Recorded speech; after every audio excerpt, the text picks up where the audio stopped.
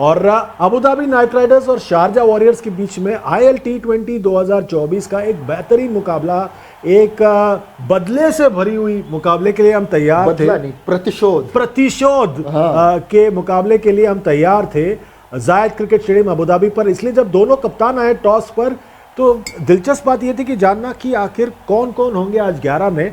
और Sharjah warriors ने toss जीता और पहले यहाँ पर गेंदबाजी करने का फैसला किया। सुनील नारायण ने कुछ बदलाव किए अपने 11 में, क्योंकि उनके प्रमुख खिलाड़ी आंद्रे रसल मौजूद नहीं थे। और शारजा वॉरियर्स के बल्लेबाज जब बल्लेबाजी करने, माफ़ कीजिए, नाइट राइडर्स के बल्लेबाज जब बल्लेबाजी करने आए तो जो क्लार्क पहले ही ओवर में आउट हो गए थे। उसके बाद पेपर और शरफू के बीच में एक साझेदारी हुई 61 रनों की, और देखिए उसके बाद क्या हो गया। उसके बाद तो पूरे कोलैप्स हुए।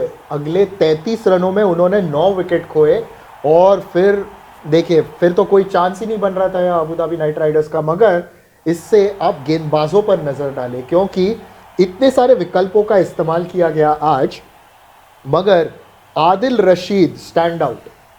4 विकेट लिए उन्होंने, 12 रन दिए सिर्फ, और जिस तरीके की गेंदबाजी की, लाजवाब। जो डेनली ने 2 विकेट निकाले और एक भी रन नहीं दिया, डबल विकेट मेडन था।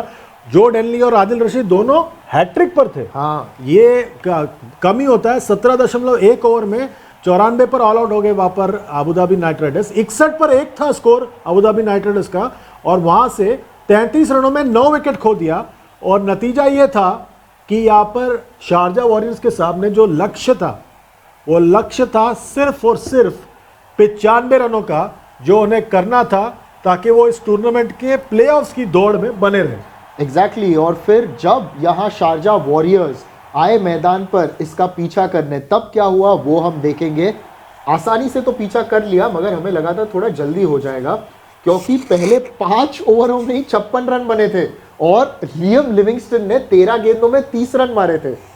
बिल्कुल। और 2 बल्लेबाज जो है, निरोशन डिक्वेला और लियम लिविंगस्टन, दोनों साथ में मिलकर एक साझेदारी की उन्होंने। और यहाँ पर उसके बदौलत ये हुआ कि उनको एक नई ऊर्जा प्राप्त हुई और शारजा वॉरियर्स की जो चेजिंग कैपेबिलिटी थी वो काफ़ी अच्छी थी। आज मार्टिन गप्टिल को काफ़ी बाद में लेके आए और अंत में ये लक्ष्य पार कर लिया उन्होंने 13.5 ओवरों में।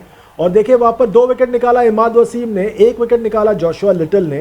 पर 2 स्पिनर्स ने अच्छी गेंदबाजी की, पर रन ही नहीं थे उनके पास कि कुछ कर सके। यहाँ पे अगर 160-170 बनते ना तो आसान नहीं होता।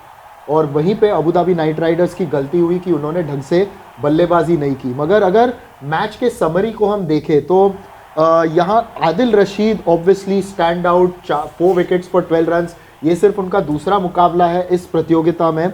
और माइकल पेपर जब बल्लेबाजी कर रहे थे तब लग रहा था कि एक अच्छा स्कोर बनेगा नाइट राइडर्स का, मगर फिर जवाब में शारजा वॉरियर्स ने पहले 5 ओवर में इफेक्टिवली मुकाबला खत्म कर दिया।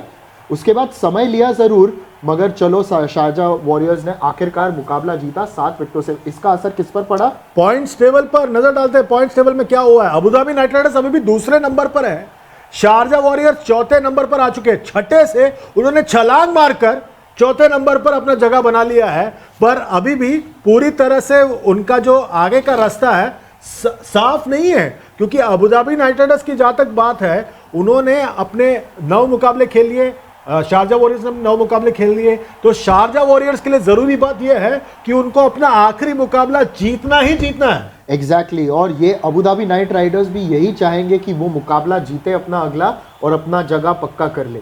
चलिए, शारजा वॉरियर्स ने यह मुकाबला जीत लिया 7 विकेटों से। और IL T20 का यह धमाकेदार टूर्नामेंट और भी दिलचस्प हो गया है, क्योंकि प्लेऑफ्स की दौड़ में अभी भी 5 में से 3 टीमें बनी हुई हैं और इसीलिए जबरदस्त हो रहा है यह टूर्नामेंट।